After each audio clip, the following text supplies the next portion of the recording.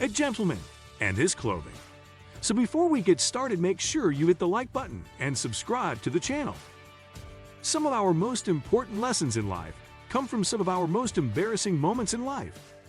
Even though these embarrassing lessons aren't necessarily the most catastrophic events in our lives, they are moments that put a marker down that we tend to never forget. Several of those events related to clothing happened to me in my early years. The major lesson learned through those embarrassing moments was to never ever underdress. My first lesson about clothing wasn't the biggest lesson, but it was one that impacted my actions for years to come. It began when a group of guys in my class were discussing the class picnic in the park for the next day.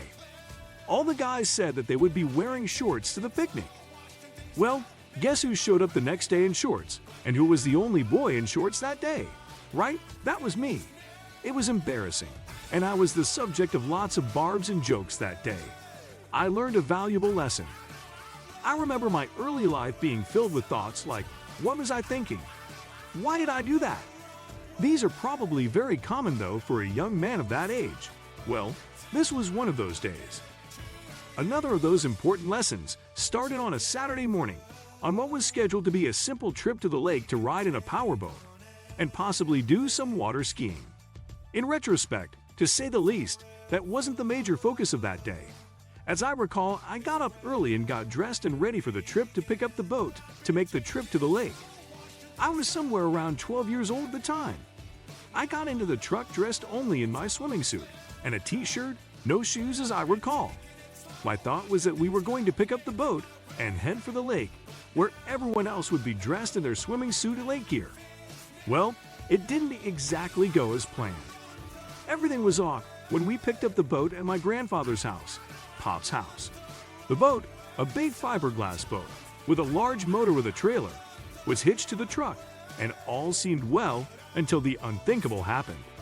Right in the middle of my hometown, as my dad pushed the brake pedal to stop the truck and boat at a major intersection stoplight, it happened.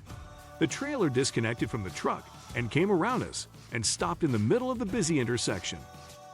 This was the beginning of a very important clothing lesson. Dad said, "Get out and help me reconnect the boat trailer to the truck." Oh my gosh!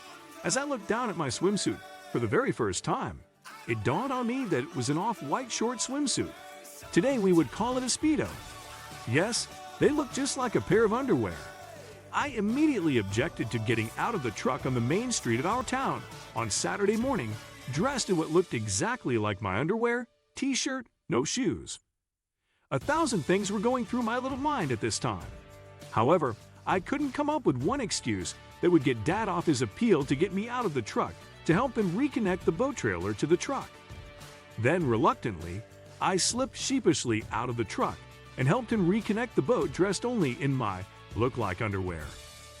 We got the boat trailer properly connected to the truck, and I know we made it to the lake, but I don't remember ever getting out of the boat at the lake that day. I just remember thinking, this swimsuit is bad enough dry. I'm sure not going to get it wet. I can say that lesson really stuck with me over the next 4+ decades. I can say with confidence that I never was underdressed again. I don't know if that story has been told to very many in my family, but when they read it, it will be obvious to them why I always insisted on all of us being a bit overdressed to every event we attended. If you show up at an event and you are a bit overdressed, you will stand out in a positive way. You can always take off your tie if needed.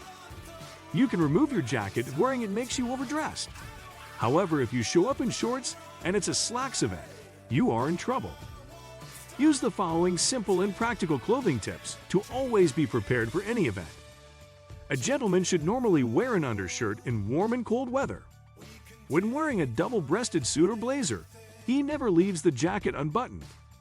Unless the gentleman is a cattleman, oil baron, or a lawman, you shouldn't wear cowboy boots with this suit. A gentleman should always polish or clean his shoes before going to work, church, or to a social event. A gentleman should spend the money for a great dark blue or black suit. Even in hard times, a gentleman can find a great suit at a resale shop. Favorite brands could be Brooks Brothers, Hart Schafter and Marks, or Joseph A. Bank.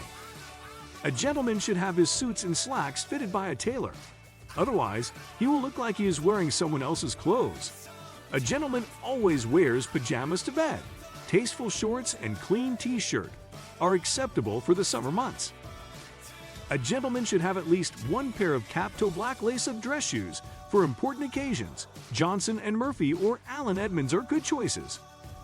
A gentleman's slacks should gently break over his shoes. His socks should never show. A gentleman should tuck his undershirt into his undershorts. This protects the gentleman from any embarrassing wardrobe malfunctions. A gentleman will never allow his undershorts to show in public. No lowrider jeans or shorts. A gentleman doesn't carry bulky items in his pants or jacket pockets. During cold winter weather, a gentleman will wear gloves for his comfort. It is acceptable to offer a handshake with a gloved hand. It is always appropriate for a gentleman to wear a knee-length wool coat in the winter weather.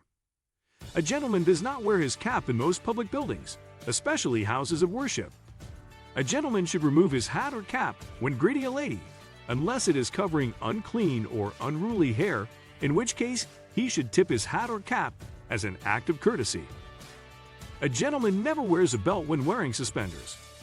A gentleman usually takes his shirts to a laundry, but he also knows how to wash, dry, spray starch, and iron his own shirts as needed. When wearing a dress shirt, a gentleman will have the shirt starched. A gentleman always ties his own tie, long or bow tie. When wearing a cummerbund, a gentleman wears it with pleats turned up. When a gentleman wears a vest, the bottom button is always left undone. When a gentleman outgrows his clothes, he should always give them to charity.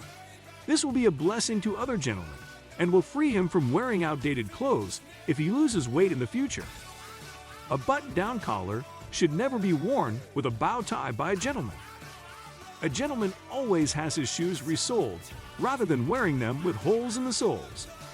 A gentleman's dress slacks are always cocked. A gentleman's blue jeans are never to be cocked. A gentleman should never have creases ironed into the legs of his jeans. A gentleman never wears the same pair of blue jeans more than 2 days in a row, at least not without refreshing them in a dryer. A gentleman never adjusts his crotch in public. Go to the restroom or a private room to make adjustments. A gentleman always keeps his shoes polished or clean. A gentleman will always wear a high-end watch. It's a positive statement of careful dressing. Special note: when to wear a tuxedo. If an event is formal and the invitation states the start time is after 8 in the evening, a gentleman will assume that it is black tie and that his tuxedo is appropriate. A gentleman never wears a tuxedo before 6 o'clock, even if others are wearing them, except on the occasion of a wedding party requiring a tuxedo. If black tie optional is stated, the gentleman should feel no obligation to rent a tuxedo. In most cases, his dark suit with black dress shoes will work well. If a gentleman rents his tuxedo, he should wear something he owns with it. A good pair of links would suffice. Follow these simple rules and your life will be more successful. Subscribe to this channel for more success and leadership tips coming soon.